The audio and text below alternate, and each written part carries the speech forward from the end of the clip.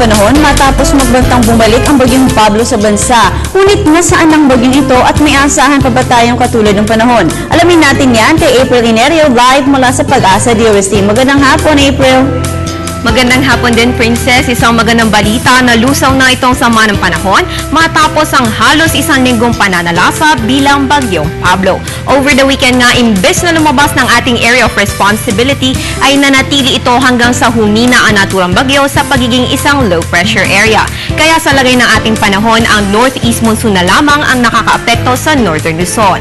Dahil dito, makakaranas ng mahinang pag-ulan ang regions ng Cagayan Valley at Cordillera, kasama na ang mga probinsya ng Ilocos, habang ang Metro Manila at natitirang bahagi ng Luzon ay makakaranas naman ng mga dagliang pag-ulan, at ang natitirang bahagi naman ay makakaranas ng magandang panahon sa mga brief rain showers or thunderstorms. Ayon kay Pag-asa Weather Forecaster Jory Lois, inaasahan na lalakas pa itong northeast monsoon, kaya may tsansa na bababa pa ang ating temperatura, kung saan makakaranas tayo ng maginhawa at malamig na panahon. At sa ngayon nga ay wala pa naman tayo na monitor na posibleng sama ng panahon sa susunod na 3 araw. Dagdag pa ni Jory, dahil sa malaking kapinsalaan na dinulot ni Bagyong Pablo, ide-decommission na o tatanggalin na sa auxiliary list ng bagyo ang pangalang Pablo para hindi na muling magbalik ang masamang alaala na dinulot nito sa ating mga kababayan.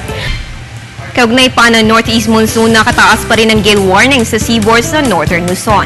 Sa mga baybayin po yan ng Batanes, Calayan, Babuyan, Cagayan, Ilocos Provinces, La Union, Pangasinan at Isabela. Kaya patuloy po ang ating paalala na delikado po ang maglayag sa mga nabanggit na lugar dahil sa surge ng northeast monsoon. At yan ang latest mula dito sa Pag-asa DOST. Para sa Telebisyon ng Bayan, April Nerio.